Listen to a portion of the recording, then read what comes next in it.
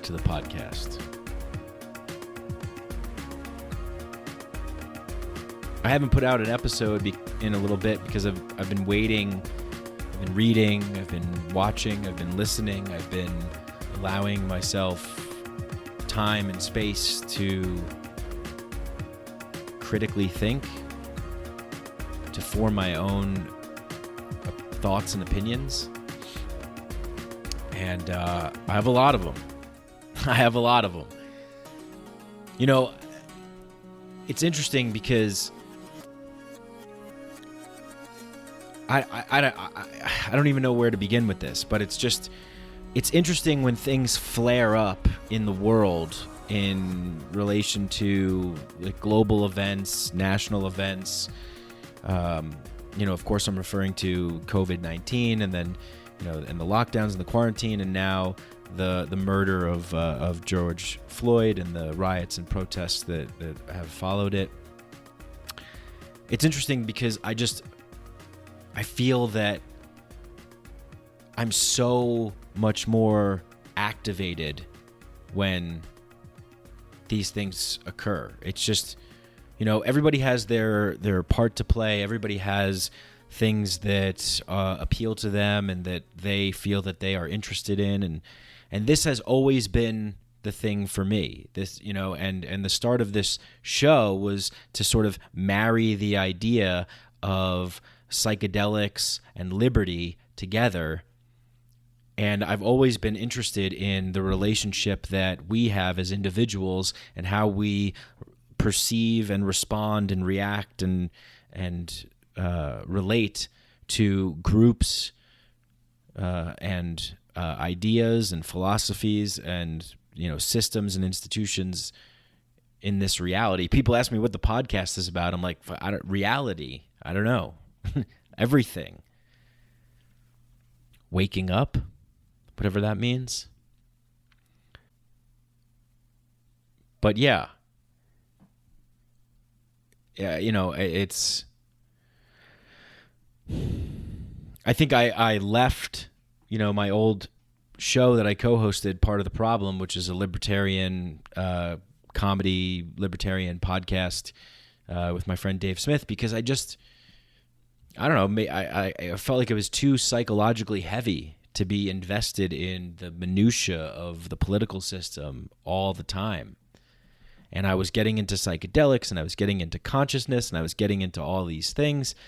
And I felt like I was sort of trapped and limited by a particular label or ideology, and I wanted to explore and expand and go beyond that and form my own thing. As I was a co-host of that show and I was learning a lot of things, I was still learning. I was still in a process of absorption. And anyway, the point is that what is happening in the world right now that we're seeing play out in the news and on social media and the things that people are passionate and care about are the things that I am passionate and care about as well. And I don't want to divert from that. I want to focus more on that because that's, I believe, where my heart lies the most. If you want education about psychedelics and things like that, there's other podcasts that explore that. Psychedelics Today.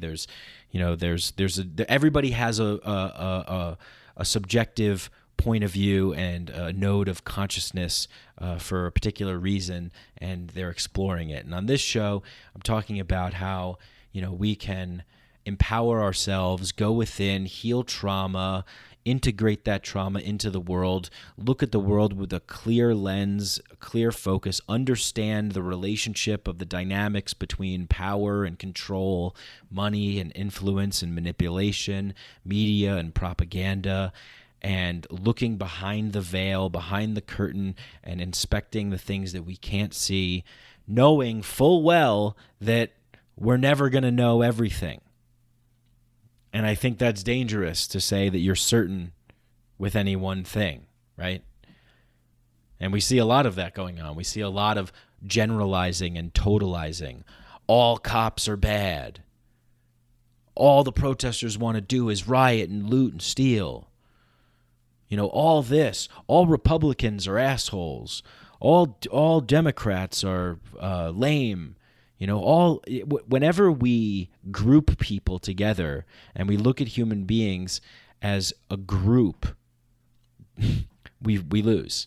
Whenever we say all, whenever we stop looking at human beings as unique individual points of subjective consciousness, when we generalize and totalize the entire lived experience to fit a group identity narrative that justifies our emotions to feel righteousness or to feel righteous, we lose.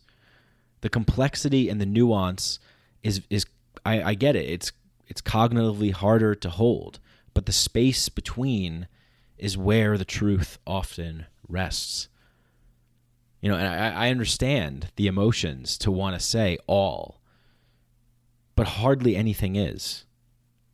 It both is and isn't true. The multiverse is entangled in infinite paradox.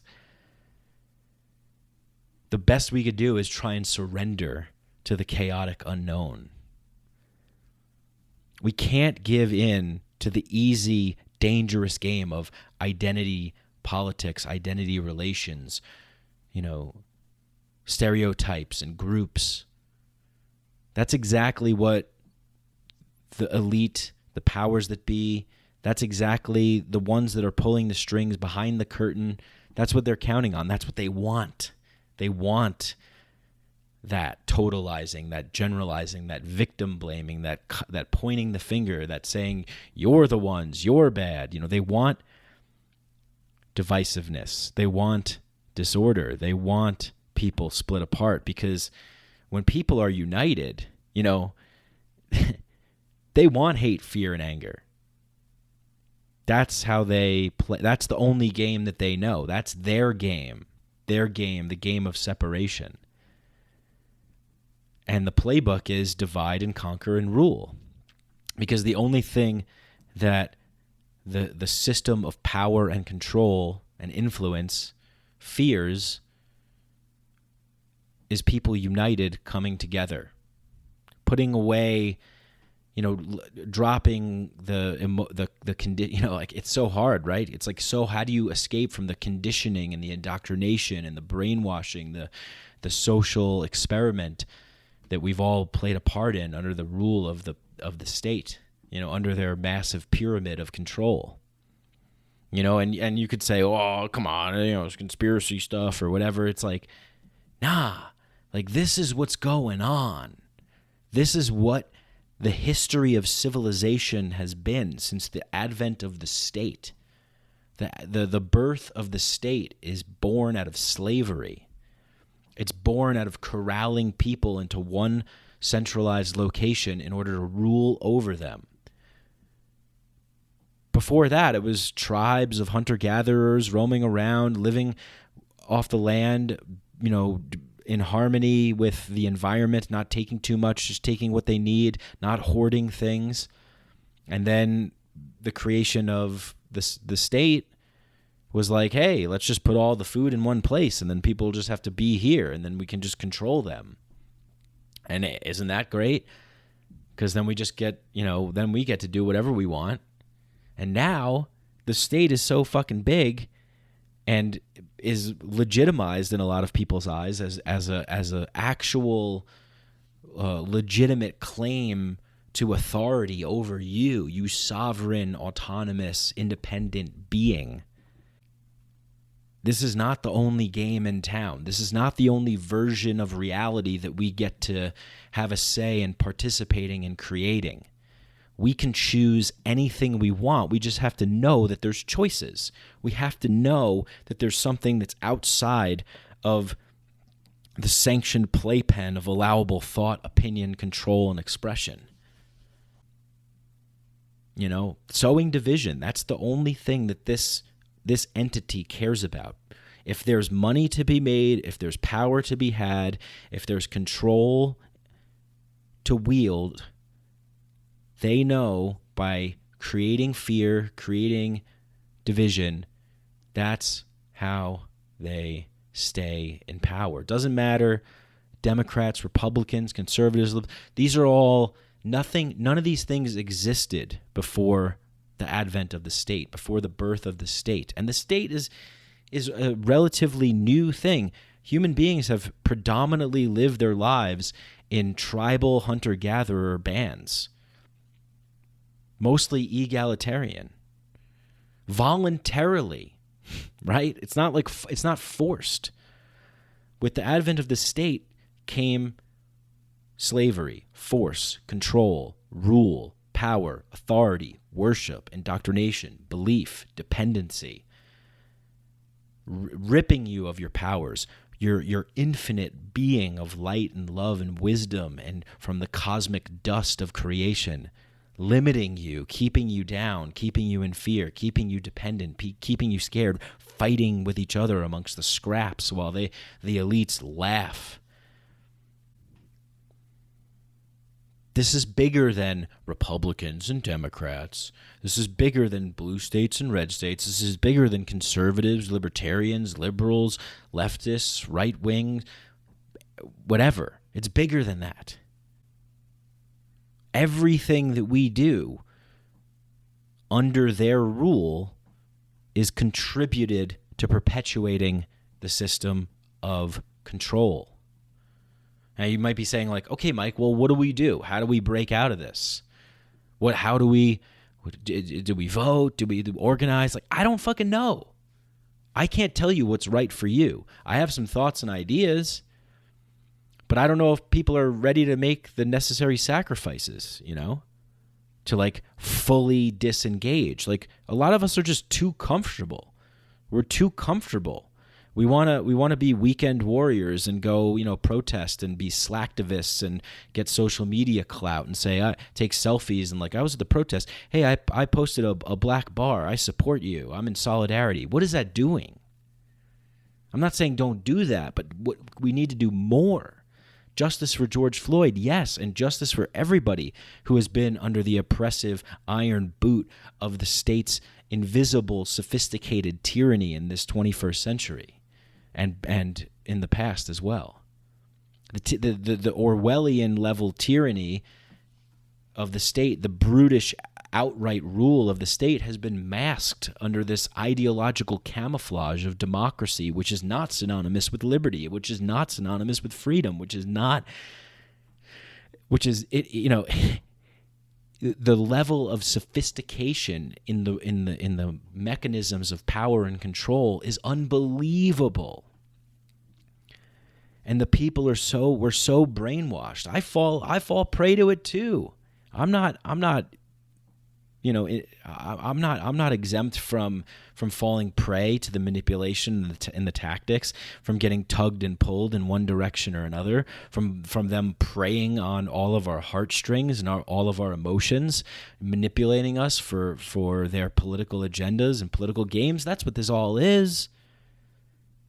Normal, regular people don't fucking do this shit unless they are sociopaths, psychopaths, parasites, predators, pedophiles, murderers, rapists, and that's most people aren't those things, but we create these institutions with good intentions that then grow and give birth like a magnet to these kinds of people because you can execute your aims with impunity in these systems, because this is what these systems are built on. This system of control is built on force, violence, coercion, manipulation, indoctrination, control. Everybody wants to have control over their lives. Everybody wants to have control over their own environment. Now magnify that into an insane level, into the large-scale state that we have, and its cronies and apparatuses of influencers and mechanisms, because it's like, yeah, you have the state, you have the government, but you have the big money interests, right, who use the tool of the government. It's like, hey, there's a huge gun here, and most people believe that this gun is here to protect all of us and to keep us safe.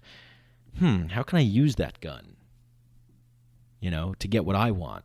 Because that's all anybody ever fucking cares about. You know it. I know it. We all know it.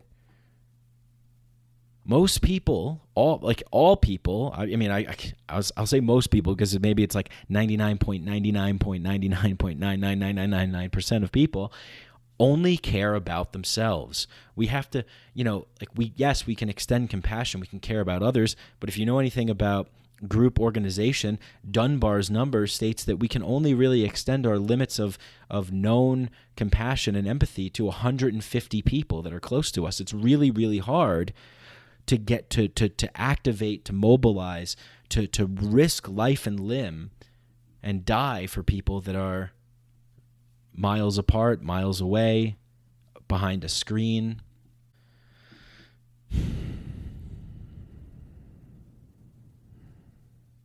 And, maybe you're asking yourself, okay, so like what does this have to do with current events or things like that? How is this helping? Standing in solidarity with minorities and oppressed and black people. How is this helping with justice and that kind of stuff? Well, I think that if we understand what's really going on here, that we can stop falling prey to the illusions, to the tricks, and actually really make some real change. But it's like, do we even really want it, or do we just want to temporarily engage? And I'm actually asking this for myself as well. I'm not on the fucking battlefield like some fucking activist that's like running down the street with a megaphone and like rallying people, and it's like, I'm not doing that. I'm sitting here on the mic. But I like my lifestyle.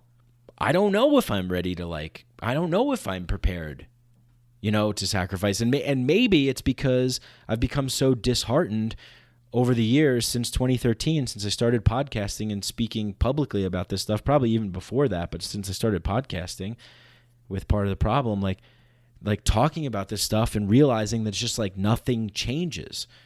I remember Ferguson. I remember Occupy.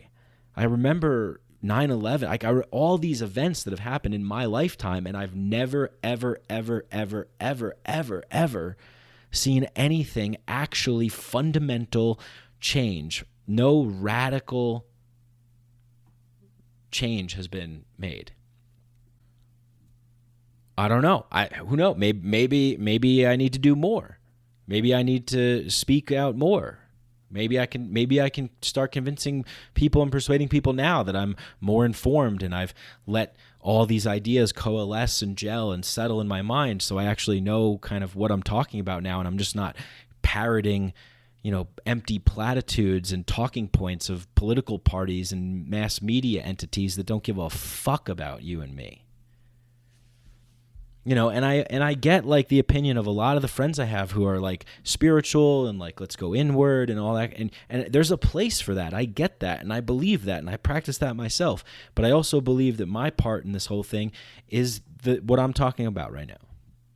Doesn't mean that I discredit or discount any of the actions that people are doing to bring peace, love, light, and good into the world. I'm just doing something else as well for myself, because I feel this is what I feel most drawn to, most called to.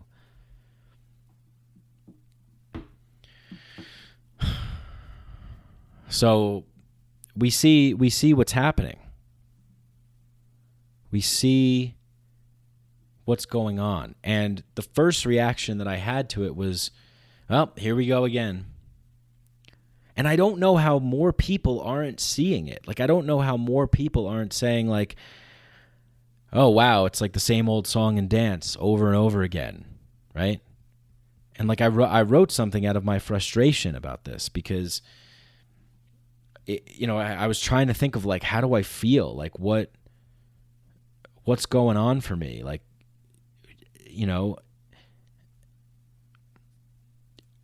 I almost feel like that, Philip K. Dick quote, to fight the empire is to be infected by its derangement. I feel like I've been infected and deranged from trying to figure out what's going on and talking about things and you know, trying to wake people up and things like that. And I just feel like it's like, man, I look at the world and I'm like, fuck, like I don't like the crony corporate capitalist, you know, consumerist commodified landscape where everyone's a producer and a consumer, and you know, everything's about like logic and data and money, and you know, and I don't like, you know, having to follow stupid laws. I don't like the fact that the war on drugs exists, the prison population exists, that we can't, you know, live. I want to live the way that I lived when I was in Peru at the jungle. I want to live in community with people who are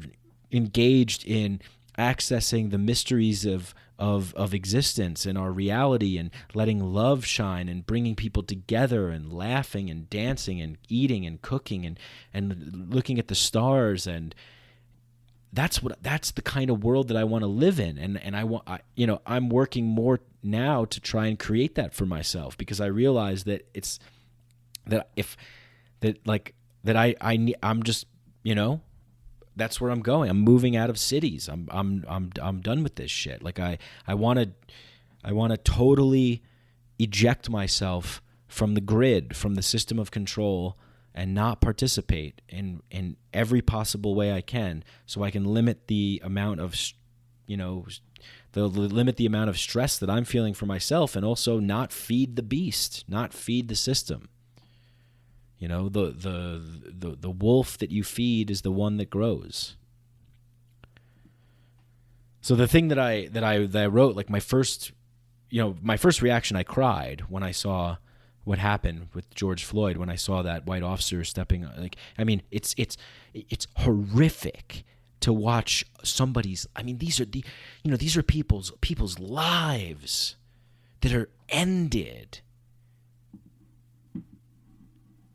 And we live in such a culture that tolerates this kind of power from existing. This kind of power that is the state is responsible for the most amount of death, destruction, oppression, genocide, and tyranny in all of human history. Yet we still hallucinate it to be this legitimate authority that is supposed to give us safety and protection and care for us. Why? Because there's a couple of good programs? Because there's a couple of good people that work for the government that you know? Yeah, it's called compartmentalization, plausible deniability. They don't reveal, like, and the other thing is, a lot of the fucking government, the bureaucracy, they're just people doing their jobs. They're not fucking the evil manipulators of the currency and the plans behind the scene, the ideological, eugenic, racist, sexist, classist, bigoted, xenophobic agenda. They're not the ones that are doing that shit. It's the people that follow the money. Follow the money. Follow wherever there's the most amount of control, power, resources, wealth. Those are the people. And there's probably people behind those people that we don't even fucking know about. But it's like we live in a fucking culture. I think Alan Watts had said this. Is it time for a little levity with Watts? Well, can we still do an impression when talking about these matters? You know, Alan Watts, when he was like, what's wrong with our culture? Great video on YouTube, what's wrong with our culture? You know, why is it that we allow violence and murder to be acceptable forms of entertainment on the television, but people in love, really loving each other, well, that's taboo. We can't show that. Something there's not right.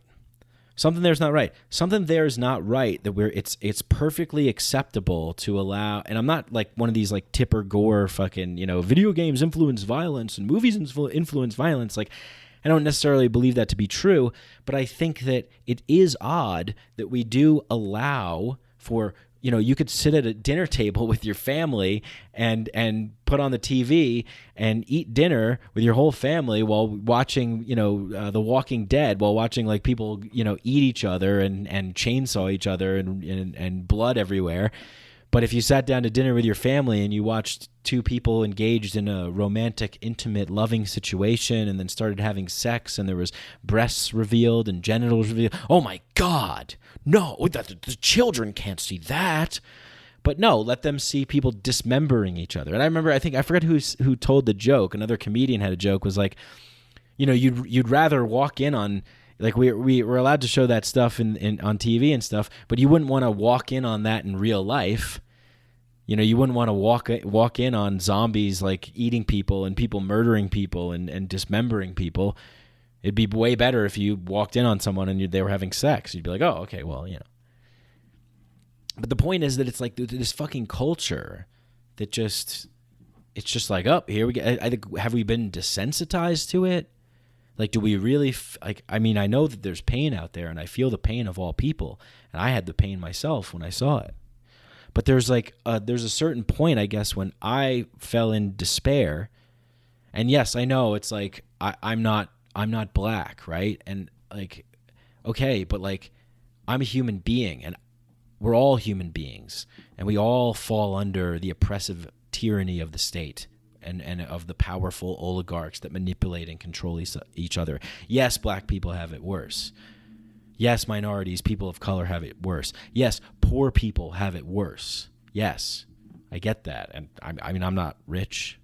I've been harassed by the police. I've had police tell me that they were going to shoot me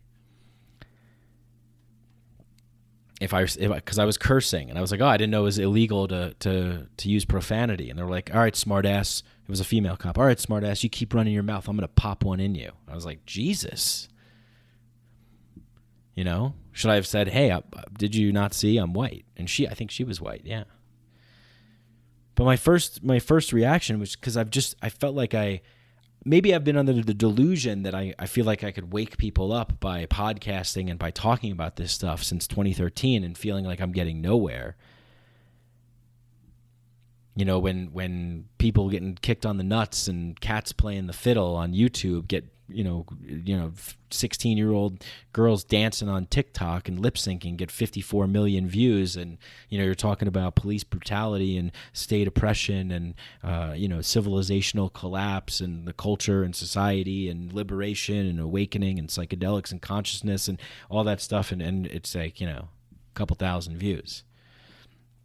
So my first thing was just that, like, I wrote this on the 30th at 2:16 a.m. Haven't been sleeping a lot. I wrote, black guy murdered. We demand justice. Post on social media. RIP tears.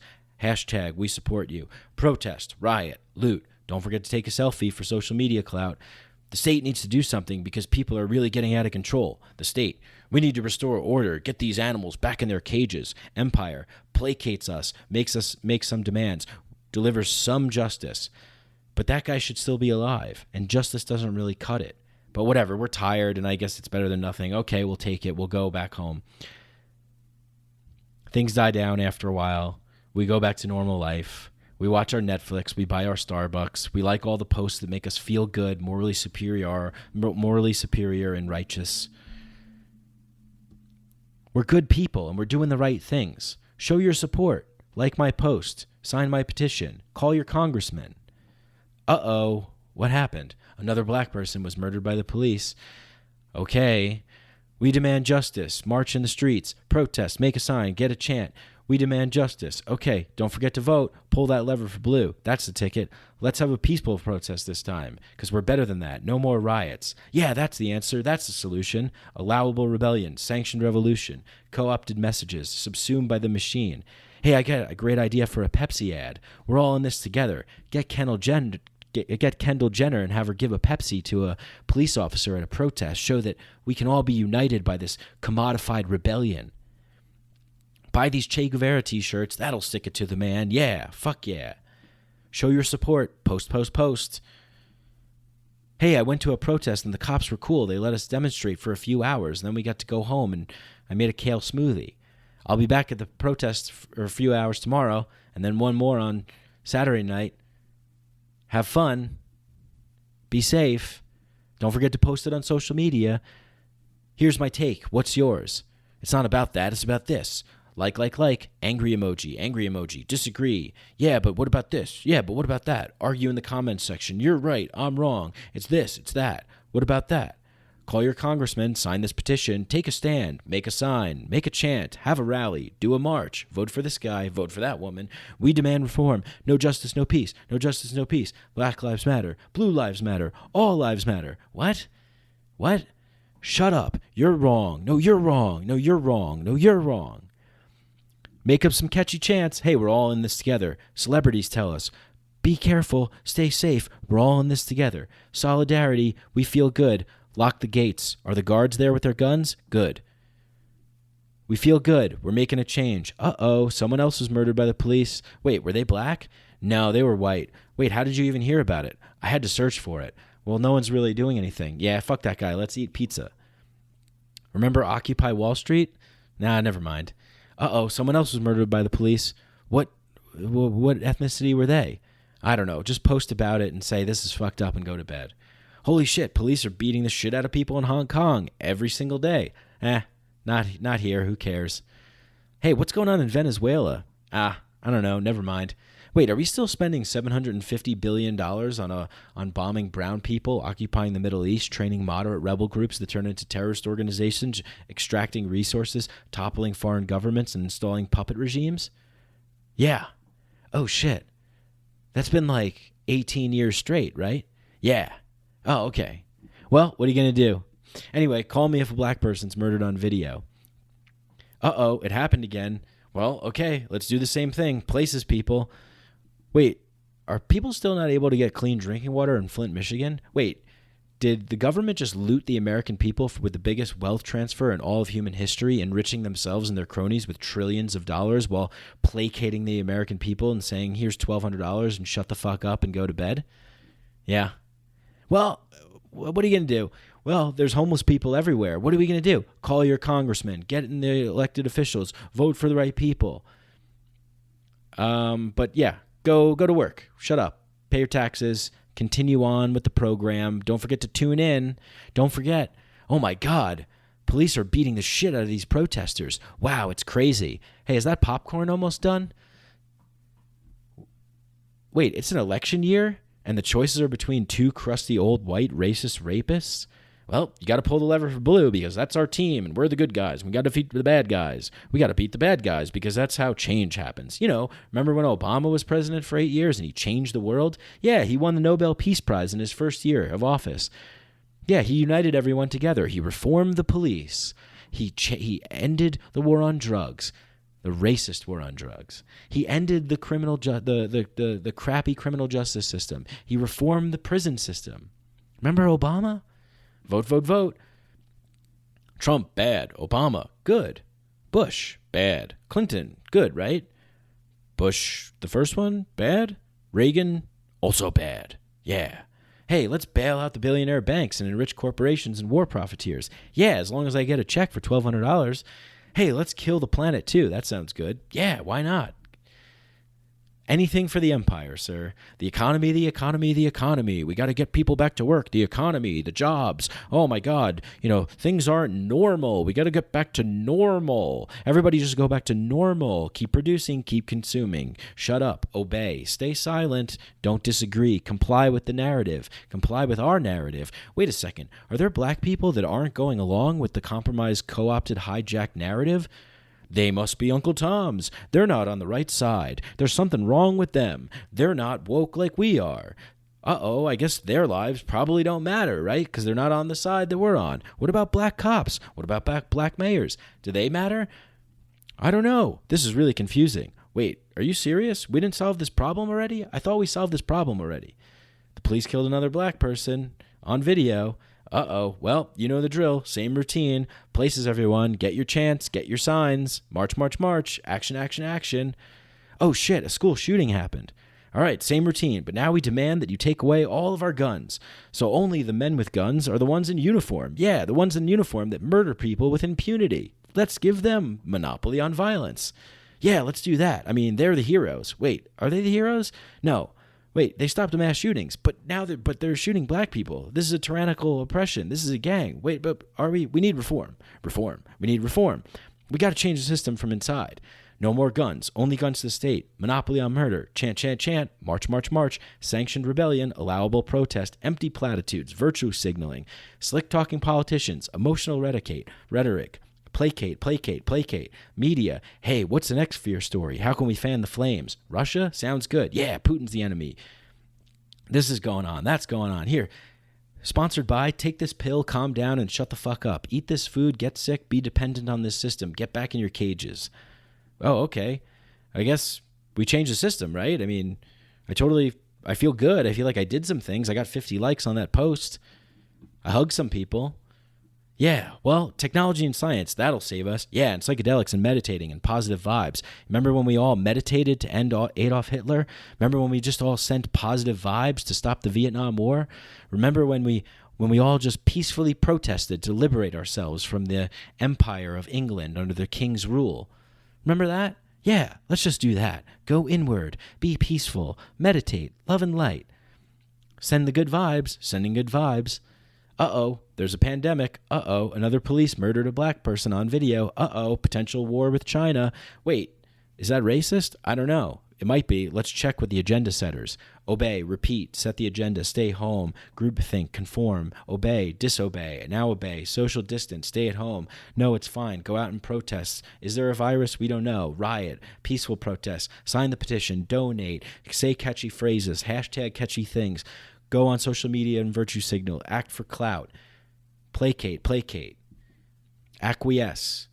Give yourself way to the power. Yay, we did it, right? We did it. It's over, right? Yeah, it's 2020. It's over. We can go back to bed now. Uh-oh. Oh,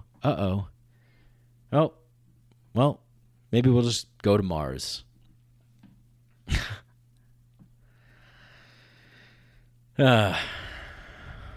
All right, sorry if that was like a little choppy or whatever. I mean, I just wrote this thing at like 2 a.m. because that's how I feel. It's like, what the fuck? You know, like when I go on social media and I see everybody like post it, like, and when I say everybody, I mostly mean like white liberal social justice activist type people. It's like, I don't know. It just feels like this like, let's like go, places people like say the same, Black Lives Matter, I can't breathe, like hands up, don't shoot. Like, oh man, can you believe I went to the protest and I got shot with a tear gas thing and a rubber bullet? Can you believe it? Oh my God, I'm so cool. It's like, yeah, I can believe it. The state is a fucking gang. They don't give a fuck about you. They're not here like, people are posting, look at what the police are doing. Look at what the police are doing. And then the police are agents of the state. And then we go to the state and we try and make reform within the state. You can't, that's not how it works. They protect their own. The state is a gang that protects their own. Oh my God, can you believe I got shot with a rubber bullet? I wasn't even doing anything. Yeah, you were. You were there. You were there. By being there, that means that you're an enemy. The police officers, the state, they don't look at you and say, like that's what you want. You want sanctioned rebellion. You want these peaceful protests are exactly that. It's like, here, play in the sandbox that we have carved out for you in this 3x5 little square, and have your little protest, throw your little temper tantrum over there, and we'll sit by and we'll allow it. And if we feel like it, maybe we'll also shoot you and assault you too. You don't have rights. My friend Dave Smith used to say this, like everybody likes to talk about, we have rights. I pay my taxes. These are civil servants here.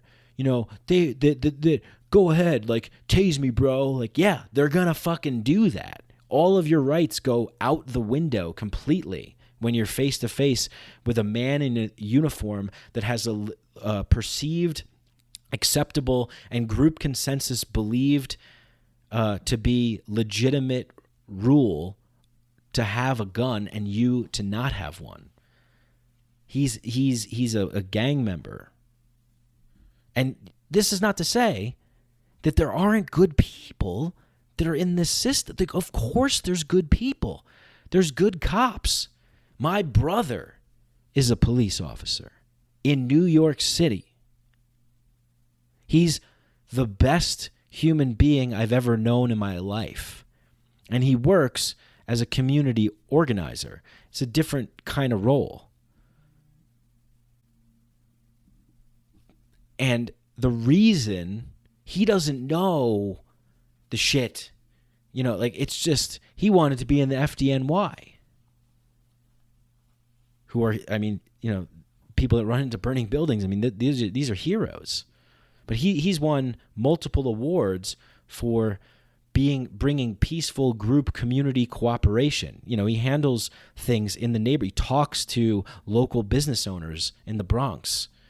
He works with people in order to solve issues, de-escalate tensions, and resolve things. And he's a good person. Michael Wood Jr., a police officer from Baltimore, said who blew the whistle on the corruption in the police department, said we need good people in there, and I do believe that. There are good people, and we need good people, but the system itself, the mechanism of the entire system itself, needs to fully change.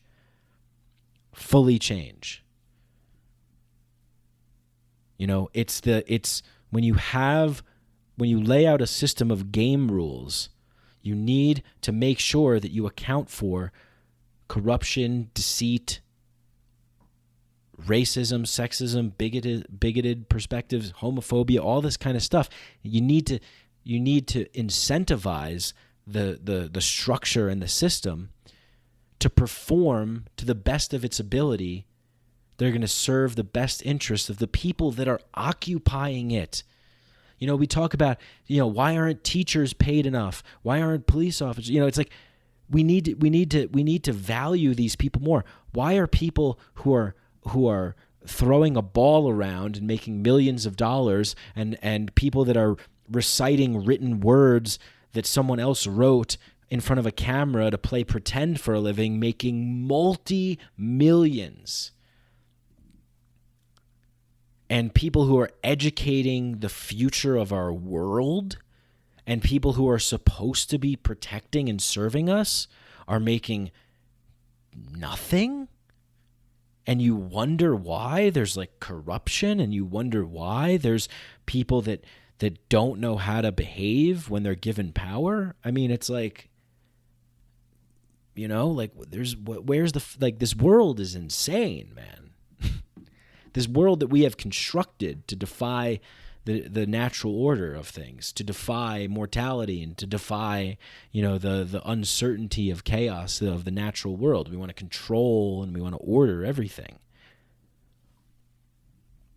So I don't get down with this whole all cops are bad. I don't get down with this totalizing of and generalizing and grouping together every single individual that is in a system and a group and an institution, even if that system, group, and institution is systemically corrupt at its core, ruled by puppet masters at the top of the pyramid that no one ever sees. They don't know that. They're getting involved because you don't know why. You can't judge people by groups. You don't know their entire. You can't put the totality of their entire lived human experience into one category, sum them up, and cast them aside, and make judgments upon them. That's ridiculous. I don't even know where I want to go next. This is going to be a long podcast, so buckle up. I don't even know where I want to go next. I was posting stuff on Instagram about the police being infiltrated and doing deceitful things. Antifa, people that have infiltrated Black Lives Matter, that are going out and inciting the riots. People that are. There's so much footage online of people putting bricks all around the cities, handing white people driving up in Mercedes, handing bricks to black people, wanting to get them on the media, causing destruction and damage so that the people watching it say, see, See, this is why we need more law and order that justifies the excuse for a more militarized state, for martial fucking law, for Donald Trump, the fucking president, coming out and saying that if shit doesn't calm down, he's going to send the military into the United States cities. You know, where does it go from here? Are we going to start behaving the way that we behave overseas? Not that that's acceptable either. Of course it's not. It's terrible. It's a tragedy. Don't those brown lives matter? Don't those people's lives matter? Black and brown people overseas. The U.S. imperialism has been conquering, bombing, killing, murdering, and maiming. Are we going to start flying drones over Chicago, Minneapolis, Denver, Detroit, L.A., New York, drone bombing people? As technology what's going to happen? You know, it's like the media. You know, you want to talk about like all these institutions of it is like it's not just racism, it's classism, it's protecting the money interests, the advertisers, the drug dealers, the pharmaceutical companies, everybody that has major stakes, and ideological fundamentalists and eugenicists. That's who the system serves and protects. That's the vested interest out there. So the media fans the flames, and not just the mainstream media, social media as well. I mean, the level of manipulation, brainwashing, and control, it's not like, you know, like when people get all like, oh, you know, like fuck the police, like Black Lives Matter. It's like, what about the black police? What about the fact that we had a black president? What about black mayors? What about black politicians? What about black people who don't identify with Black Lives Matter? What about them? Are they all just wrong? Like, we want to elevate black voices. Like, why not listen to the diverse range of black voices? So when the media shows this rioting and looting, all it does is reinforce the bias that people have, you know, sitting at home watching this stuff like porn on the television. Oh man, can you believe what's going on? These animals, look at them. Well, you know, we need more law and order. We need more police. We need tougher tactics. Trump even said it himself. We need tougher tactics. He said you need to on the phone with like governors. He said you need to dominate. Like, you need to bring in live rounds and you know, this is insane. And so, you know, the liberal-leaning people see this on the TV and on social media and everywhere, and they go, that's why we gotta vote. We gotta vote blue. We gotta get more Democrats in there. When the Democrats are you know, like Malcolm X said. There's a great, you know, Malcolm X is like the most dangerous person, is the person that identifies as a liberal, that tries to be your friend. He's like the fox, you know, the wolf. You know their deal. You could see him coming. You know what he's up to. But the fox has a smile on his face, and you think it's friendly. You know, it's like the Democrats originated out of the. I don't know if I'm getting this correct, but it was like the Dixiecrats, the Southern Democrats, there was a lot of like racist origins, and you see it. You know, I posted things from some black people that aren't conforming to the standard narrative on Instagram about how, you know, that like I mean, it's obvious. You know, look at where all of like these oppressed minority cities, areas are. They're all in like democratically controlled places, because the Democrats know that if they keep saying empty promises and platitudes and keep people, you know, dependent with all kinds of handouts and all kinds of empty favors and all kinds of fake niceties. Like Hillary Clinton, like, I keep some hot sauce in my bag. Haha, yeah, I'm one of you. That's their game. Their game is like, we're going to be nice to you. We're going to give you things. We're going to pretend to be your friend, but we're going to keep you in this. We're going to keep you down in a perpetual system of oppression. Like, nothing has changed. Nothing has been done. Nothing has actually really changed. And the Republicans, on the other hand, they're just like, yeah, whatever. I don't know. Fucking, it's not our thing. I mean, they're both bad. Both parties are bad. Don't get me wrong. The entire idea of political parties where you can either choose one or the other. I mean, it's a fucking the whole fucking thing is a shit show. It's all rigged. It's a fucking game. It's just a game. Nobody's going to do anything for you. Nobody's going to give you anything. But the illusion, the seductive nature of people telling you that they're going to help you, that they're going to give you things, is hard to resist. You know, protests, marches, clever signs, chants, they don't do anything except make us feel good.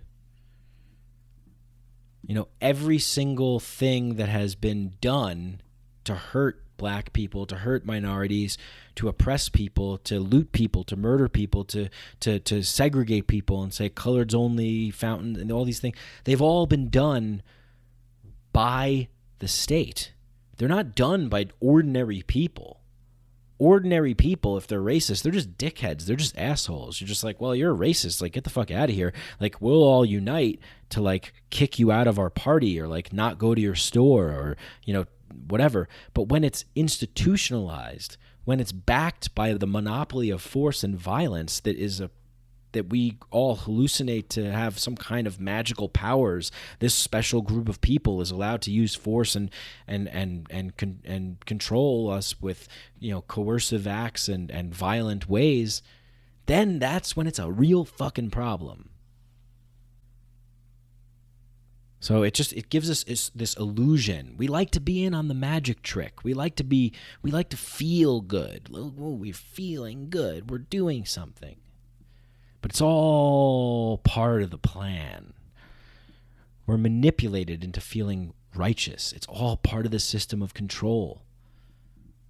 You know, it's like The Matrix. If you watched all three Matrix movies, you know, Neo is a part of the plan of the Matrix. The Matrix understands that there's going to be this, like, anomaly of resistance, and it accounts for that. That's why I say allowable rebellion, sanctioned dissent, controlled opposition, co-opted resistance. We think we're fighting against the machine, but we're actually just functioning as one of its necessary parts, like Noam Chomsky has made so clear. In a democracy where you're tricking the people into thinking they're free, you need necessary illusions to control everybody. Propaganda for the elites, propaganda for the rest of the people. Everybody gets it in different ways. You know, the state is a gang, plain and simple. The true fundamental nature of the state rears its ugly head and snarls its teeth at us in broad fucking daylight, and we all see it when a white police officer has his knee on a black man's neck and kills him, murders him on video. That is a microcosm for what the true nature of this thing that we call the government is. It reveals itself. It pops out of the embedded, invisible, sophisticated illusion, web of illusions that control us all. It pops out in those moments and it says, this is what we really are. And if you think any different, then that's what that thing is. And by the way, I'm not sitting here saying that I'm against governance. I'm not against governance. I'm against any form. I'm against anybody who wants to dominate other people by means of force. That's what I'm against. I'm against anybody who wants to initiate aggression on peaceful people. If you're not causing harm, if you're not hurting other people, if you're not looting, stealing, raping, pillaging other people, if you're not being a fucking, lunatic, murdering psychopath, then there's no need to act aggressive and hostile with physical violence, murdering, maiming, kidnapping, and locking people in cages. There's no victim, there's no crime. But we're all so fucking brainwashed to think that we need this thing. How would we get along without it? That's what we learn in school. That's what the brainwashing prison camp indoctrination factory farm of schooling does to us. It conditions us to think that, like, this is civilization. This is a civilized society where we have things like rules and order and laws. But then things like this happen, like George Floyd is murdered, and we see the true nature of the beast. We see its teeth. But then it goes away and we forget. We're like, oh, well, it's not everything, blah, blah, blah. No, it's like that's what it fucking is all the time. It constantly has its knee on the necks of everybody, some more than others. Some it kills. That's what it is. But we're taught that like, well, without the state, everything would be chaotic, and there would be, people would just be running around murdering each other, and it would be absolute chaos and disorder. No, it's chaos and disorder by design. The system isn't broken. It's made to function this way. It's designed. It's designed to be this way, and it always will be. It will always be this way. Absolute power corrupts. Power corrupts, and absolute power corrupts absolutely. Yeah, can't believe I didn't get that right on the first try. I know that one well.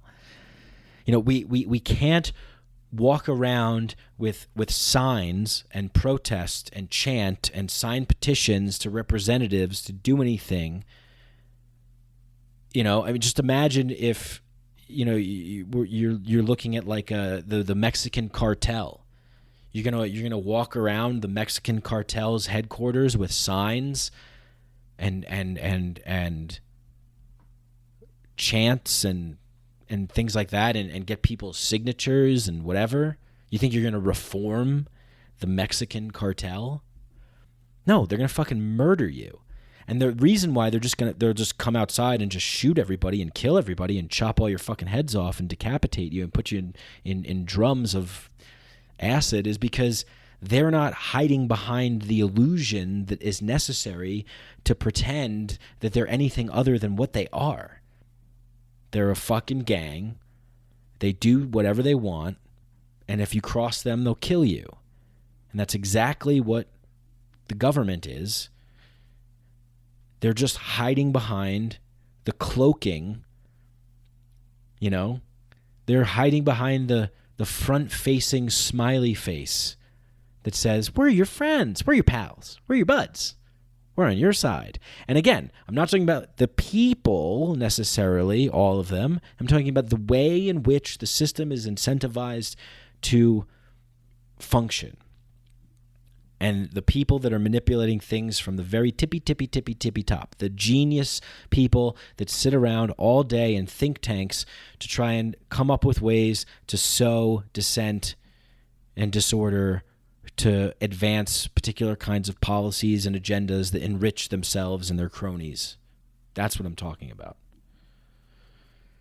We can't infiltrate the mafia and turn it into a charity or a human rights organization.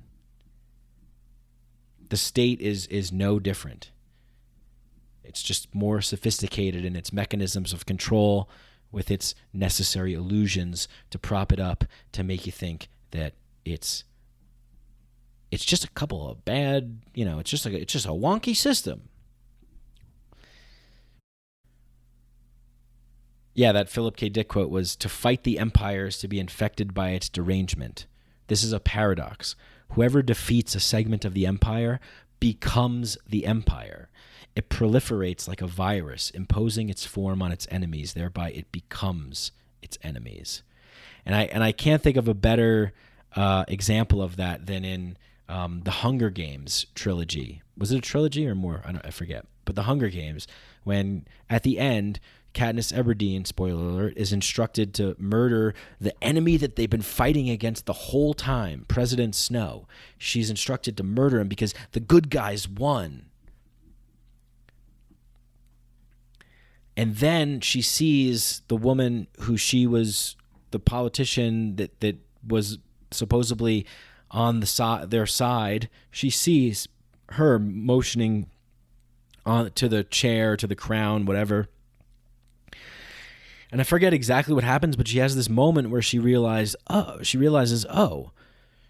like I think she demands, like, kill him, like execute him, like go, you know? And she realizes, wait a second, you've just replaced him and just become what he is. So she decides to kill her. You know, it doesn't matter. Like Republicans, Democrats, Libertarians, whoever, it doesn't fucking matter. You know, and I don't know why, but like I go on social media and I just see, you know, these blackout things, and it's like, do people even think? Do people even say, what am I doing? Why am I doing it? Or they just go, and I'm talking about white people here. They just go, oh, this is like to help black people. Like, I'm in support. Like, I'll post my thing. And then like one day, like, no, like, why aren't we posting? Like, this is still going on. Like, why aren't we posting all of the fucking shit that's happening? I'm posting about it. I'm elevating black voices that don't conform to the narrative of the sanctioned, allowed, and approved opinions. But people don't want to hear that, you know? They don't want to hear that. I think most of us white people, we just blindly march to the beat of the trendy social justice drum out of fear of being ridiculed, shamed, or guilted into having our own thoughts and our own opinions because we're white. We don't do any research. We don't look at anything else. We don't listen to the diverse range of black voices out there and minority voices out there that are saying things that don't align with the hijacked, co-opted, politically motivated, money-making narratives. I get the intentions are good. I get it. I get that posting, you know, this and being in solidarity is good, but we will get nowhere if we don't address the core, the rot at the core, the fundamental issues that never change, that haven't changed since the 60s, since they killed MLK, since they killed Malcolm X, since they co-opted and hijacked the Black Panthers and since, you know, Nixon's aide John Ehrlichman, you know, admitted, yeah, of course we knew that, you know, the war on drugs wasn't about drugs, you know, but we couldn't criminalize being black and we couldn't criminalize the left and the hippies, so we just criminalized their behaviors. So we had an excuse to go in and beat the shit out of them and arrest them and throw them in cages. You know, it's like, you know, the CIA running guns to the Contras to make money to then sow dissent in the inner cities of L.A., which Gary Webb exposed in the 80s, the crack epidemic. What was that all about? You know, like Gary Webb, Dark Alliance, the crack epidemic, and then he like mysteriously died. I think it was a suicide. And what about all the Black Lives Matter activists that like mysteriously died after, like, what, you know, like, there's just so much. There's so much of this, and you can get lost in a tangled web of confusion and conspiracies. But the bottom line is that there's a system of control and power that is so ruthless, sophisticated, and advanced. They have you know, COINTELPRO. That's what I'm referring to. COINTELPRO. Google it. COINTELPRO. The FBI has been infiltrating organizations of activist movements in America for a very long time. People are being funded and paid to sow dissent, to hijack movements, to corrupt things, to create disorder, panic, and fear, so that people say, we want change, we demand change. and they vote for politicians who they think are going to give them change and then give them nothing. They give them nothing. This isn't about George Floyd anymore. I mean, maybe it never was. Maybe the whole pandemic was bullshit. Maybe. I'm sick of like tiptoeing on eggshells to not appear like a lunatic. But like I want to ask questions. Like, why is it that 500 people have been murdered by the police just in 2020 alone? But this one is the one that sets off riots, protests, cities being burnt to the ground so quickly. We've all just forgotten about coronavirus. Where did it go? Look at how quickly.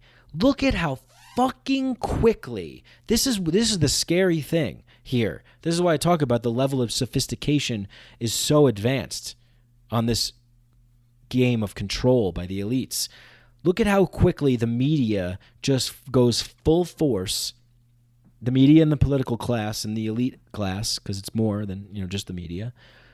But like I noticed it when coronavirus first took off, the language got adopted so quickly. Stay at home, social distance. Now these are all normal, so quickly, just in a few months. And now look at how quickly this stuff has happened, and it's all over the media. No one's talking about coronavirus anymore, and if they are, it's like 20%. I mean, fuck. I wish I had like recorded history in a DVD that I could sit down and watch for a week, because that's just the media's portrayal of events on Earth. You'll see it's like ISIS, be scared, be afraid, terrorism. Okay, what's the next? And then that like slowly dies out, and maybe they like focus on that 20%, but then the new narrative takes over. Trump and the Russians, collusion, the election, and then that kind of dies out, and it's like, what else? How can we give us the script to stir the pot? And you've all seen those videos of the media. Most recently, Free Thought Project posted the one about Amazon.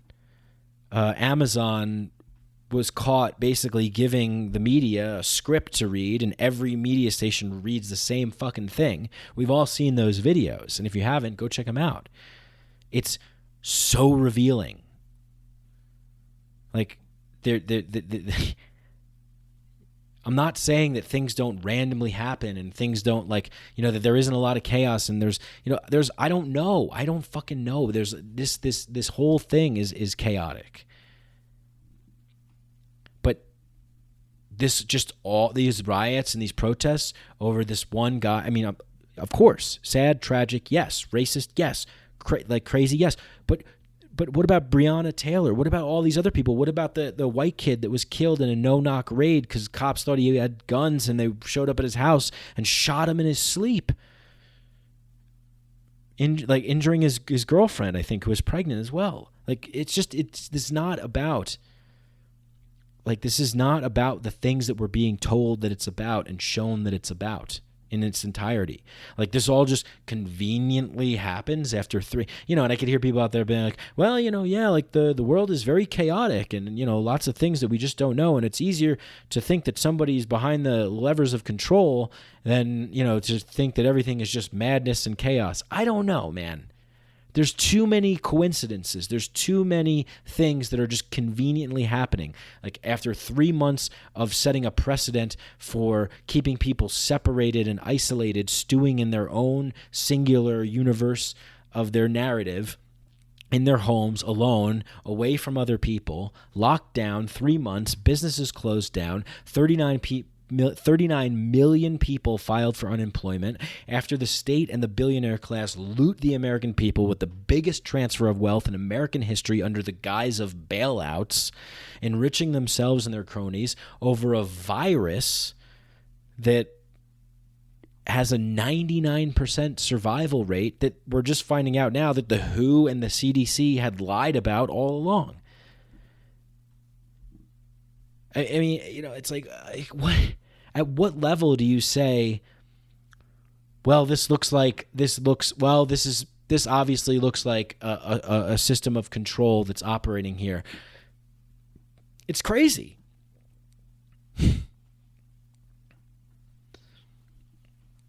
You know, like social distancing. Like,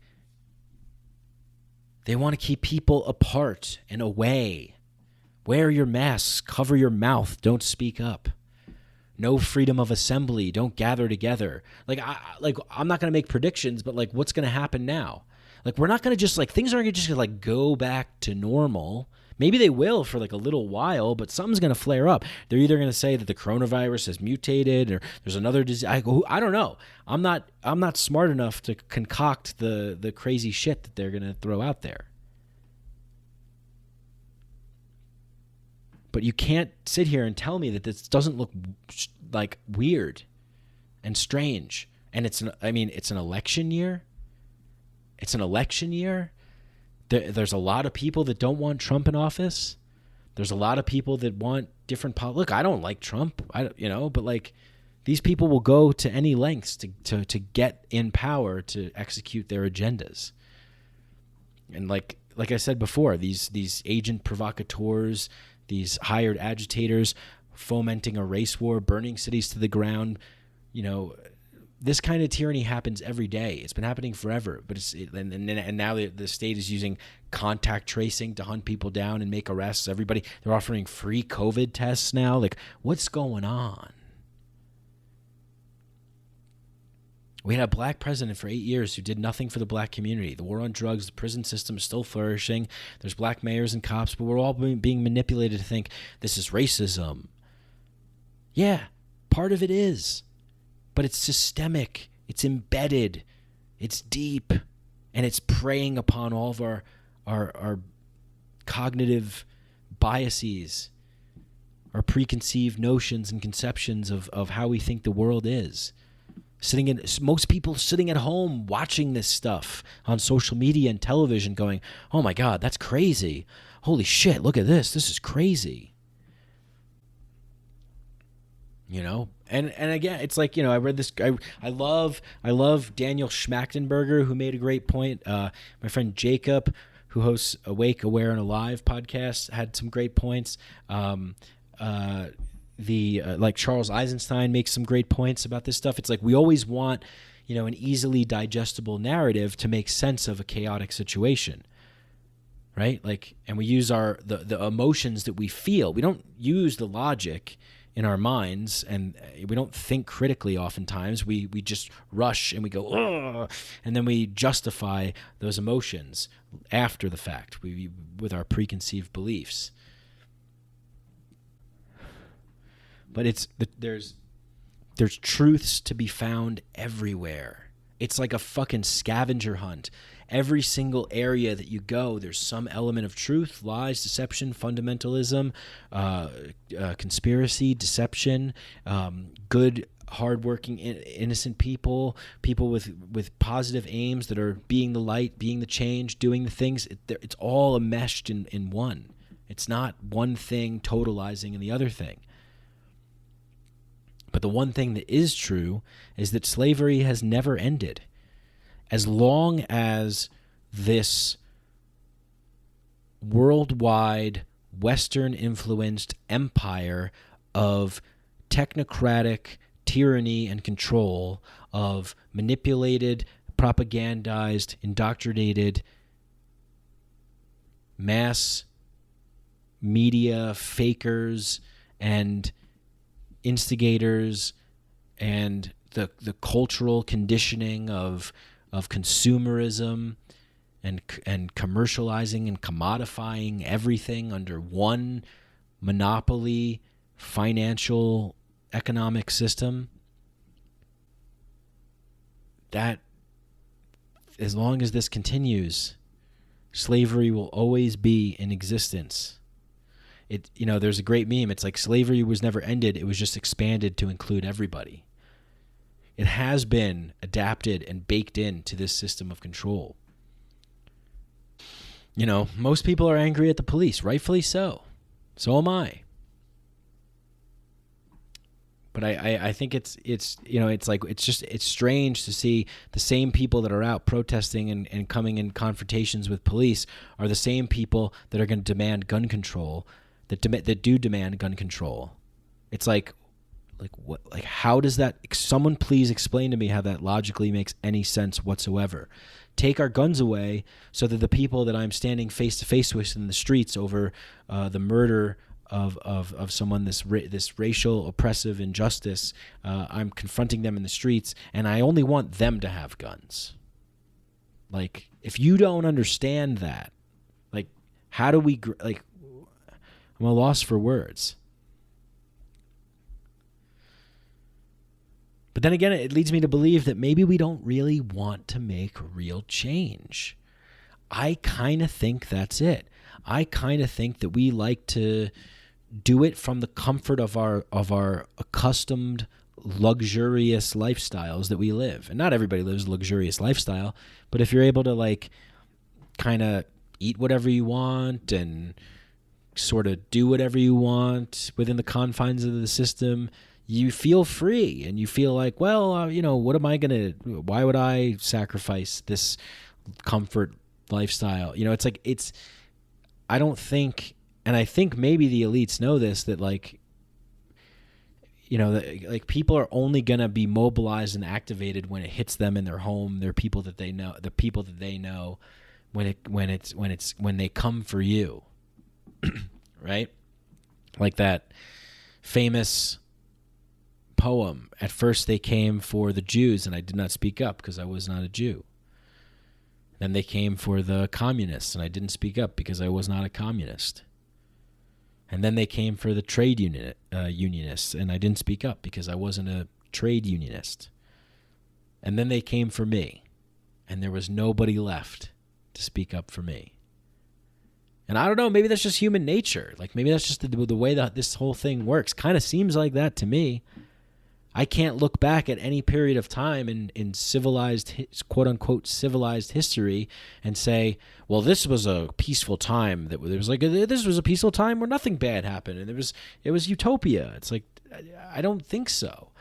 But I do think that we can learn something from the egalitarian hunter-gatherer tribes that existed before the state, before centralized oligarchic, before state power, before the whatever, the first states emerged. And there's been rule by the church, there's been rule by the state, there's been, now it's like a combination of all crony corporate state fundamentalism.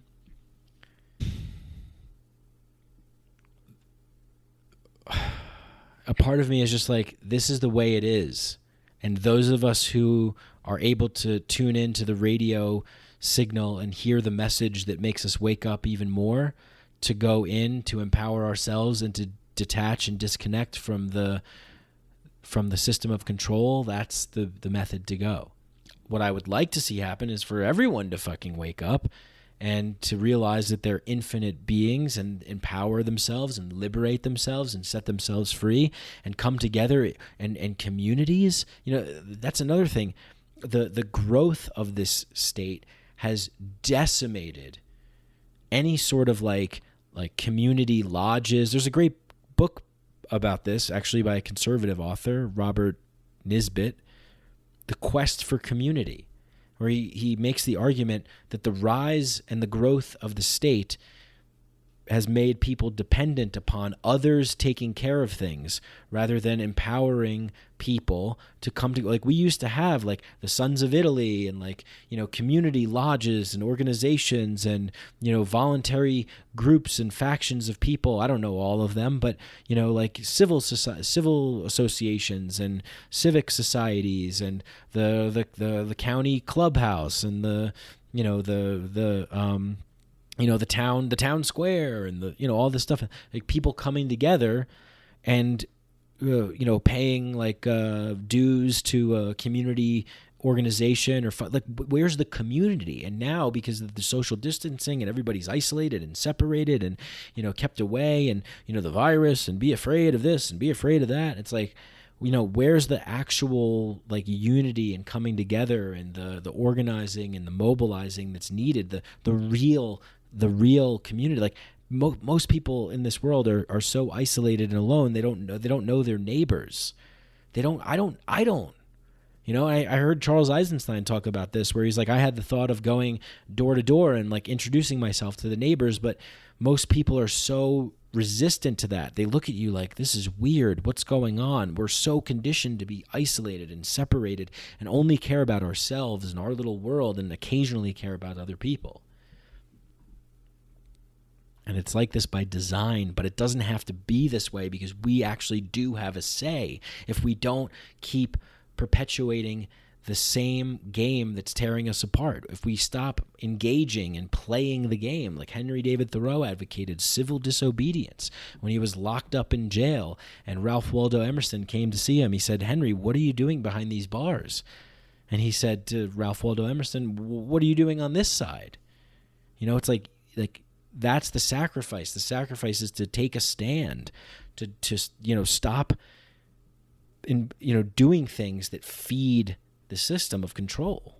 And it's really fucking hard to do. I can't say that I fully do all that yet, but I want to do more, because it's really fucking hard to go against the grain. But I think if you're passionate about it, you can do anything.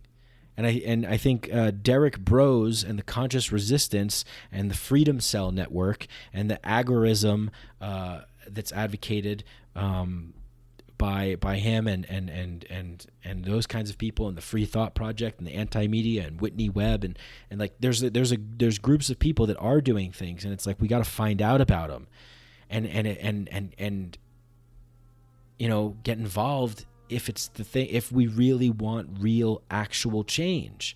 But I don't know if most people do. I think most people just want to kind of have things the way that they are. They don't want to disrupt their lives. They don't want to move into the woods and leave their house and their homes and their city and their people, and they don't want to, they want to be able to go to get chicken nuggets at 4 a.m. and things like that. They want to be able to watch, endless binge Netflix, and they want to be able to click Amazon. I think there's a way that we can do both. I think there's a way, like Steven Johnson in his book Future Perfect talks about, like decentralized, local, peer-to-peer sharing networks of people that are, like going on tour and like the dark web and alternative, people have to really want. You have to do it in mass. It has to be a lot of people, otherwise it doesn't work. If it's just a few people, because all the other people are over there, and they're responsible for perpetuating the system, right? Like Buckminster Fuller, the only way that we change things is not by fighting the existing system, but to build a new one that makes the old one obsolete. Starve the beast. Stop feeding it. But maybe it does take total destruction to jolt us awake, and then hopefully we'll rise out of the ashes like a phoenix reborn in some particular way. But a lot of people are going to die, and it's going to be a lot of pain, and we don't want that. It's what I'm talking about here is just my perception, my way, or what I think, but I'm missing a lot of stuff. I don't know everything. I want to, of course. I mean, it's ludicrous that I even have to say that. It's like, yeah, I'm curious. I want to know. I want, maybe I'm going to be more activated in things. I don't know. I feel like I have been activated. Something's activated within me for some reason. Why, I don't know. I guess it's because I just see the cycle repeating and repeating. I remember talking to my dad on the phone like a while back and just being like, Dad, like, you've been alive since the 50s. Like you see the same thing happen every 4 years. There's an election, and you see the same thing happen. Like, why do we still keep playing this game? Like, what? Nothing really ever changes. Like, what's going on? I don't really remember what he said, but something like, well, that's just the way it is. What are you going to do? Or something like that. But the cycle continues and the status quo prevails as long as we keep feeding into it. And I love this quote, and I don't really know who it's from, but it's from around the Civil War time. And the quote is, the consolidation of the states into one vast empire, sure to be aggressive abroad and despotic at home, will be a certain precursor of ruin which has overwhelmed all that has preceded it. And, Chris Ryan talks about this. James C. Scott talks about this. A lot of other people talk about this. Ronald Wright, Short History of Progress, like that every single empire that's risen and fallen has gone in the same way. They've expanded their empire out abroad all over the world. They have gone into deep, deep debt, and inflation has risen at home. People were divided and fighting against each other, and they collapsed from without and imploded from within. And then bye-bye. But maybe that's what we need. Maybe that is what we need, because I'm not in support of an empire. So that would sound, but that's, I wish that it could happen in a peaceful way. I wish people could wake up in a peaceful way.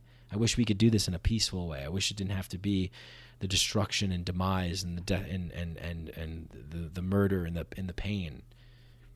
And I look at ways of I look at ways that I think that obviously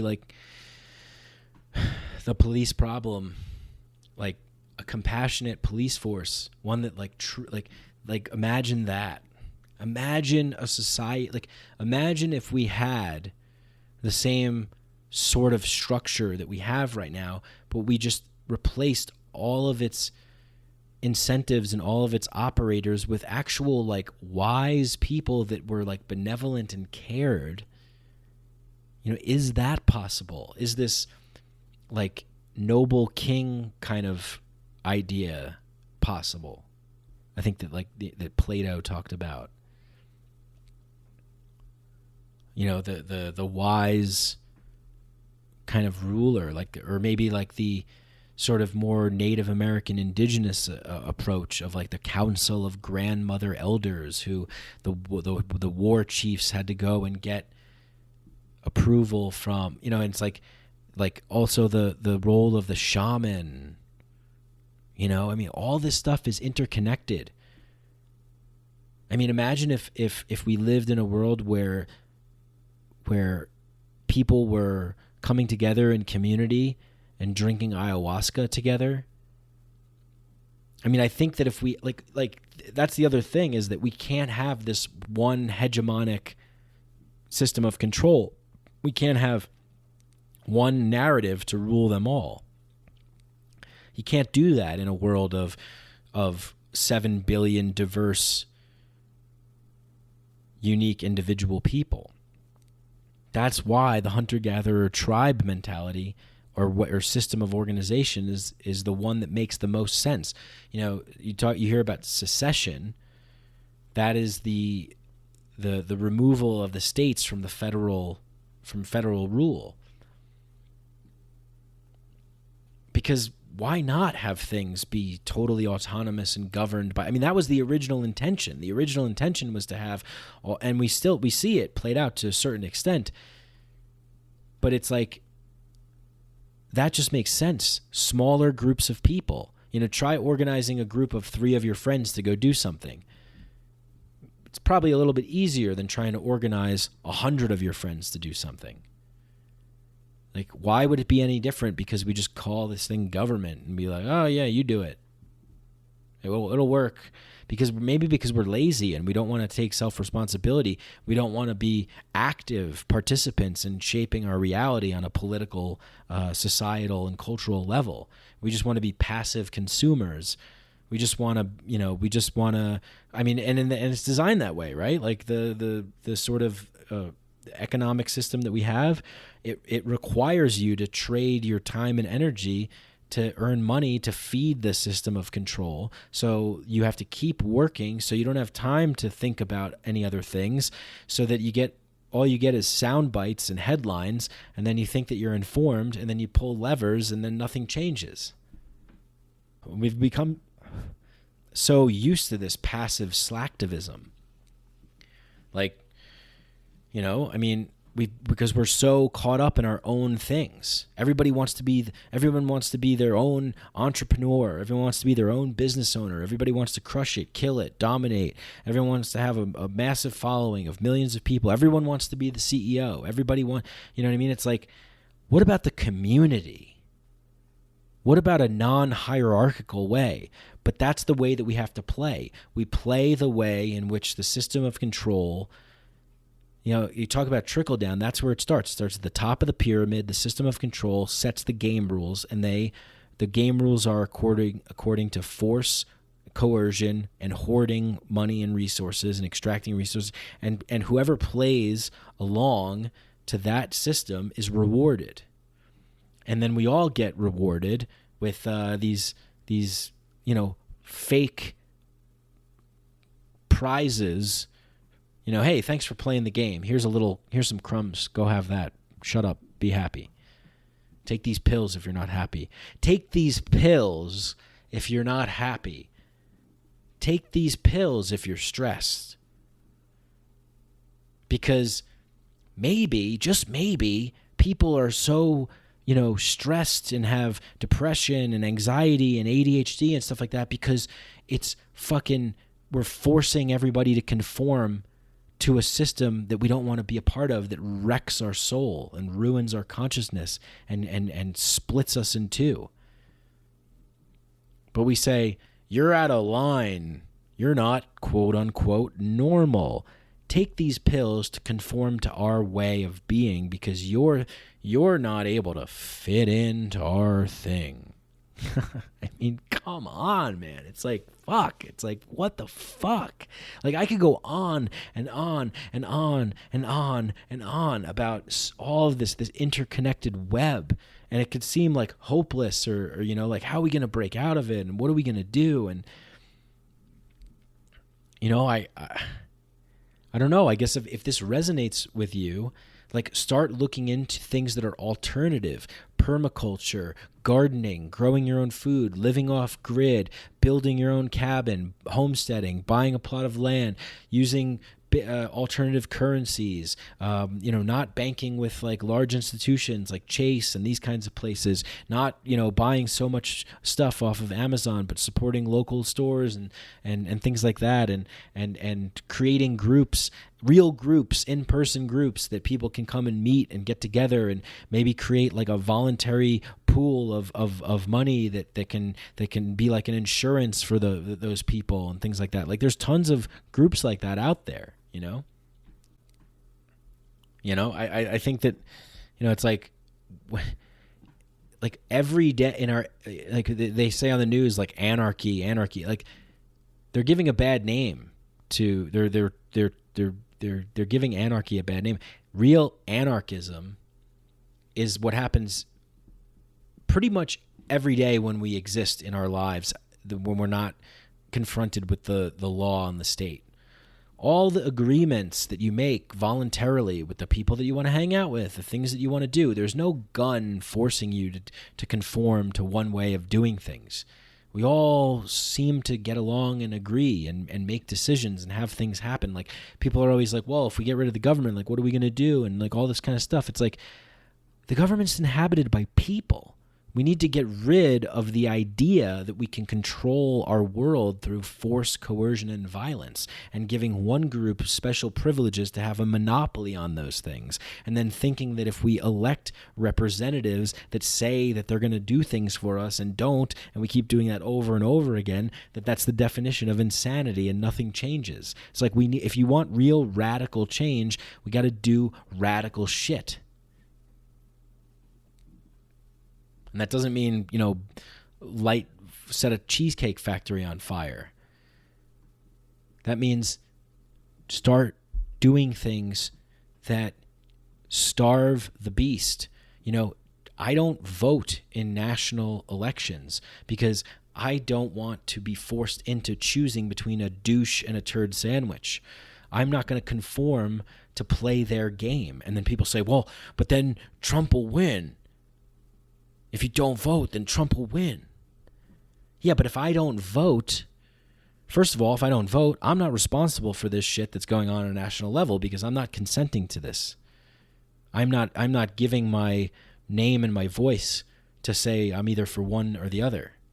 That's the first thing. I believe George Carlin had a great bit about that. Also, if I don't vote on a national level, I'm not consenting to the dominant game that they want to force us to play. It's like, here's a knife and here's a gun. I'm going to lock you in a room. Only one of you come out. It's like, no, I don't know. I do not want to do that. I cast a vote to not vote, and that's a vote in itself because I don't want to legitimize the authoritarian rule and control in this bullshit system. We don't need to lean on other people to do things for us. We can do it ourselves if we're organized, if we're empowered, if we're enlightened to the true nature of what we actually are. What we are as humans and why we're here and what we're meant to do and who we're meant to be. So much more than the sheet of paper with the 10 bullet points that they give us that says this is what we are. There is no sheet of paper. There are no bullet points. We can be and do whatever we want. So I don't know how to end this podcast, this rant. It's just like, we continually keep looking to a system that has failed us time and time again, that has failed minorities, that has failed black people, that has failed all people, that has only used us like pawns in a game to prey on our emotions and prey on our biases and prey on our conditioned, indoctrinated, brainwashed beliefs. It preys on us to turn us against each other for their own political game. Doesn't matter what party it is, they all do it. And you could say like, well, yeah, things have changed. Like, the black rights movement, the civil rights, the women's rights and all this kind of stuff. It's like, yeah. But all of these things, like what has really changed? Look at the 1960s, the riots, the protests, the marches for peace, the segregation, the control, the racism. I think we have made it. I mean, there's more white people now that are involved, and that's great. So things have changed. But the U.S. government, and I would argue that all about talking about the U.S. government creates the problem. The state. It's the state-sanctioned institutional system of oppression that creates the problems. And then when we use that lever, then it gets credited as solving the problem. See, government works. We solve the problem. And, our tax dollars go to fund a lot of this shit. And then the government also just has free reign to just print whatever money they want. And then more money in circulation, inflation goes up. And it's like, there's so much shit that's happening here that doesn't need to happen to us free, independent, individual human beings who can think for ourselves, who can organize for ourselves, who can come together in communities for ourselves, who can meet voluntarily in spontaneous action and order with like-minded, like-hearted individuals to shape reality to be the way that we want it to be.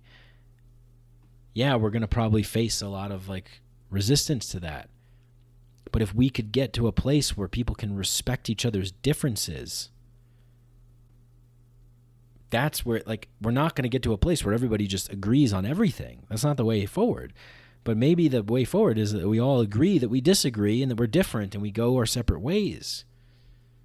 And we end this fucking crazy, insane civilization of slavery and control that is so sophisticated in its manipulation. It's making us all mad, and we have to take pills just to be able to function. The food's poisoned, the water's poisoned, that we're fucking over the earth.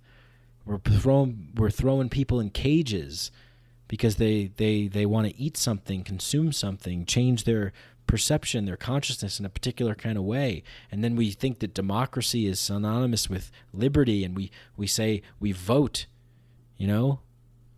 Yeah, I don't like that this person is going to eat a mushroom, so I vote no. Well, I do like that this person's going to eat a mushroom, so I vote yes. It's like nobody should have say over what you're doing to yourself, as long as you're not doing anything that infringes upon other people's rights to do the same thing.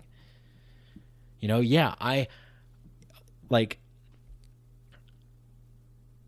a libertarian. I don't associate with the Libertarian Party. I like to call myself an anarchist. But maybe I'm like a voluntarist, anarcho-agorist, community-focused, spiritual, free association thing. Like I don't like the labels. And the reason why I don't really like the limited sort of. Yeah, I found myself like a lot of like libertarians are like, they get labeled, they get judged, you get thrown in a camp. Like I don't like that. I don't like the limitations of any ideology. I'm free range, So I'm not a libertarian, but in terms of like beliefs, like I'm against anybody that wants to impose their will upon anybody else by means of force. Okay? And I'm interested in communities of people that want to live in love and joy and happiness and share and care, and that are nice to each other, and that that's what ignites my soul. That's what I love.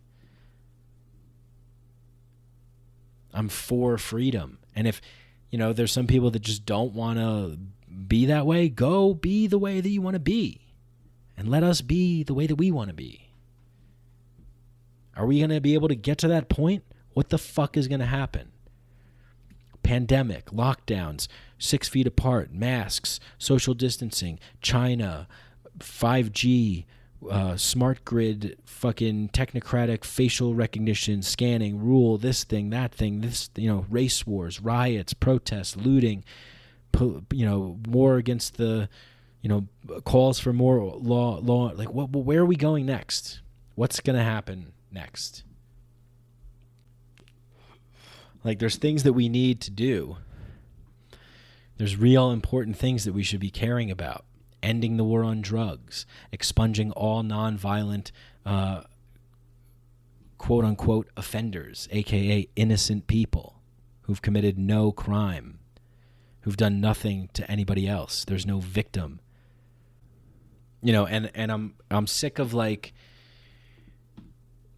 I'm sick of living in fear and like having to like that's another reason why I left like the libertarian identity, and part of the problem and stuff like that is like I'm so sick and tired of having to like argue with people and like not argue with people, but just like get in these conversations where I'm like, well, it's not really like that, it's like this. It's just like, it's exhausting. Like, this podcast has been exhausting, but I'm happy to do it. And I'm glad I didn't do it and release anything earlier, because it wouldn't have been what it is. And like, I hesitate to end the show because I feel like I'm like leaving something out, And like, there's a lot of things I said, and it's like, again, it's like, it's not all totalizing. It's not all 100% this is the way it is, this is true.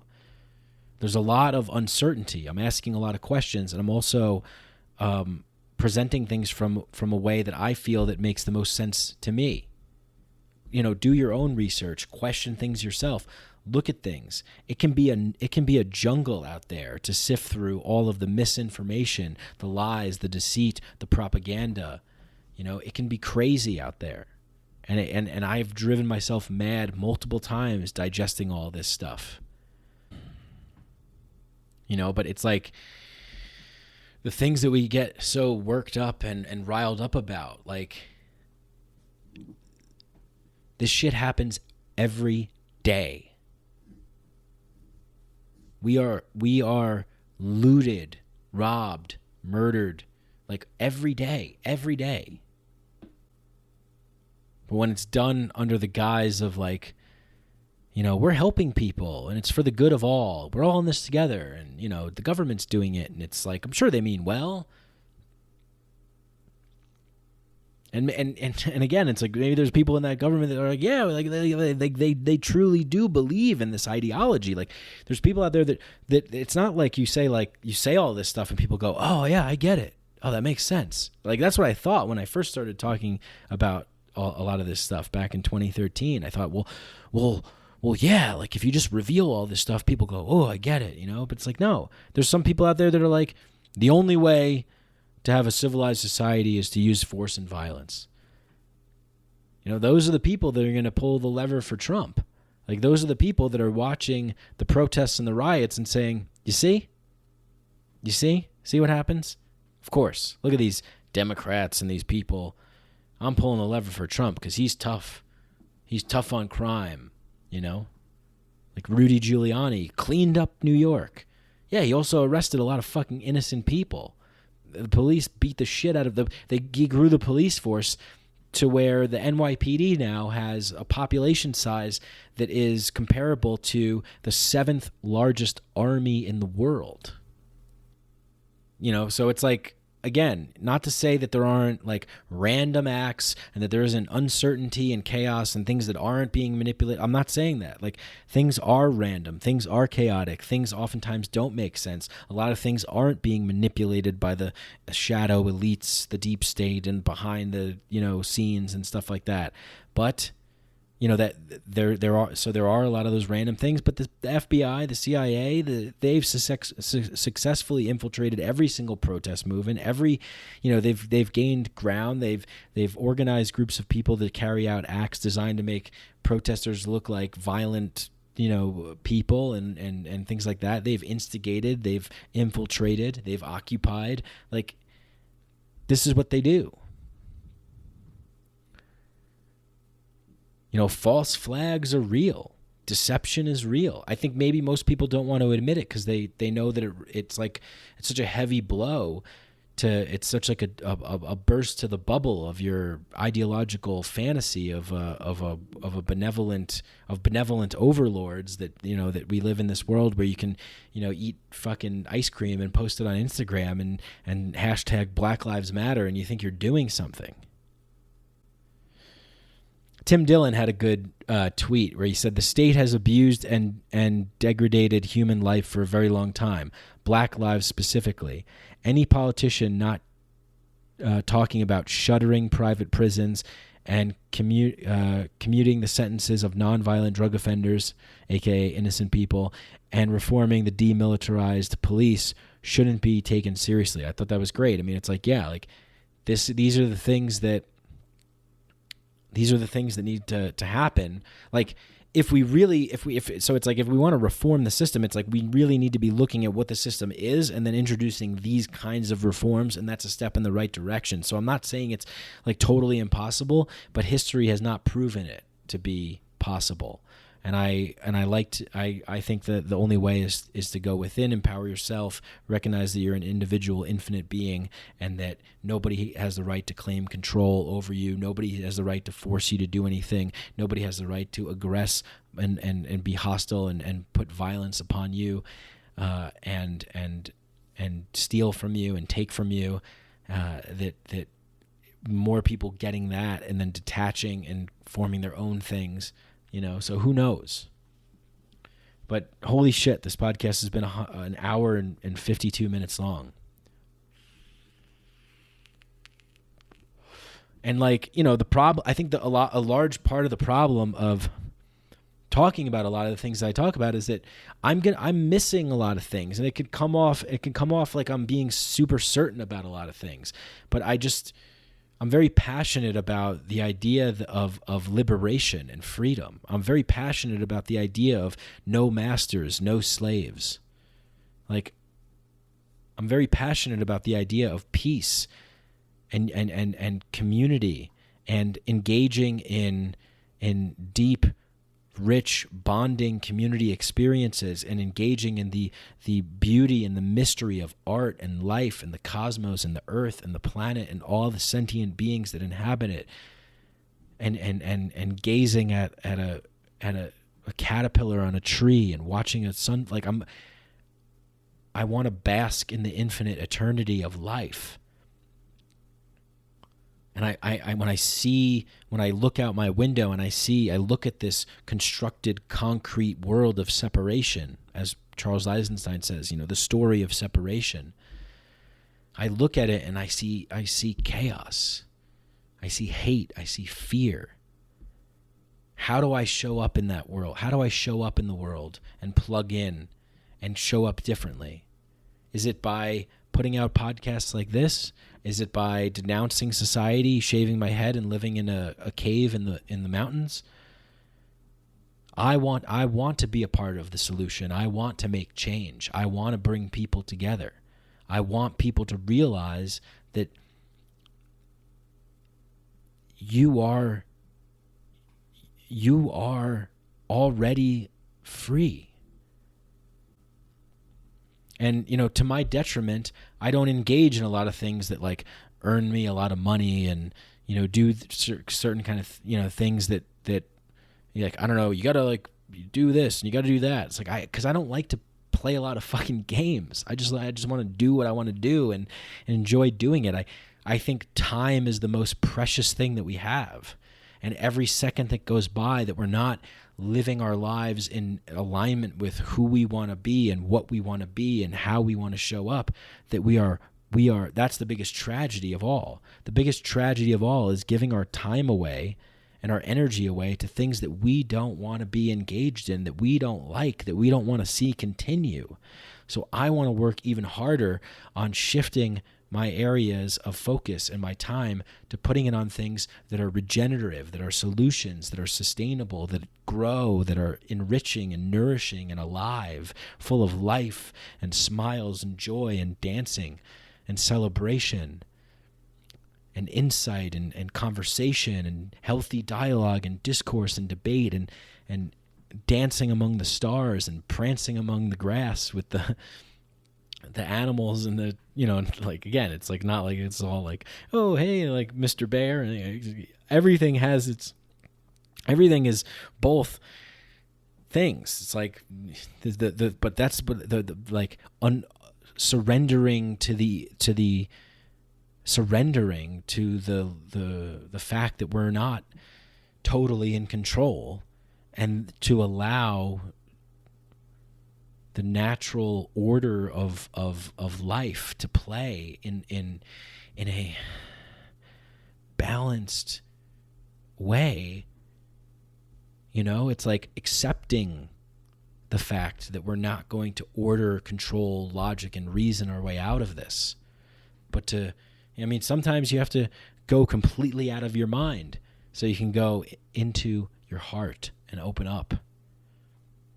And again, it's like I'm preaching to the choir, right? Like, how many people are going to listen to this that aren't hip to like psychedelics, that aren't hip to, freedom, liberty, philosophies, I don't know, just this kind of thing. Like, how many people are going to get turned on to this message? Probably like just preaching to the choir, like, and it's like, maybe that's good too. Maybe there's a function in emboldening the people that are already down. So we're all going to move to the woods. We're going to start a cult. I'm going to be your leader, and I'm going to tell you like it is. I'm going to tell you the way it is. But see, that's the thing, right? Is like, that's what everybody wants. Everybody wants someone to come in and tell them what the solution is and what we're going to do and how it's going to get done. And my message is, I have no fucking idea.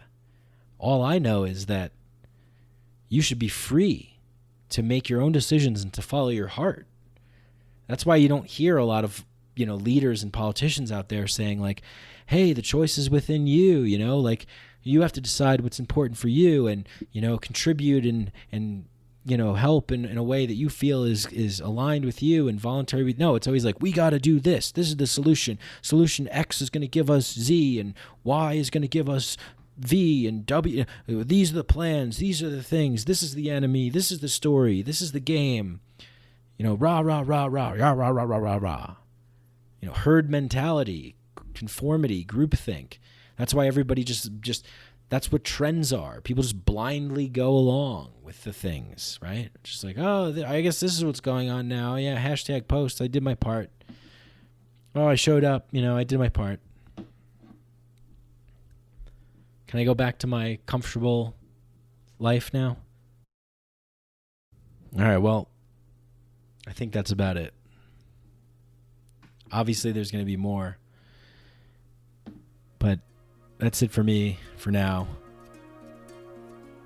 Until next time. Thanks for listening. Bye. Hey, if you guys resonate with the message that I'm saying, if you enjoy this, if you like it, if you feel like, maybe there's some people that would benefit from hearing this, do me a favor and just share it, spread it around on social media, wherever you do, email it to people, whatever you do. And if you want to support the show, please leave a 5-star rating and review. You don't even have to leave a review, just a 5-star rating. Just click 5 stars on Apple Podcasts. The show is available everywhere, Spotify, everywhere, YouTube. And if you want to go a step further, I have a Patreon. And just go to patreon.com/Mike Brank, BRANC. And you can find the Micadelic podcast there and get involved and help out.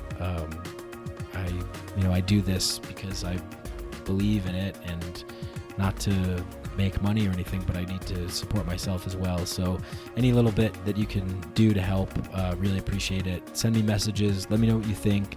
I always respond.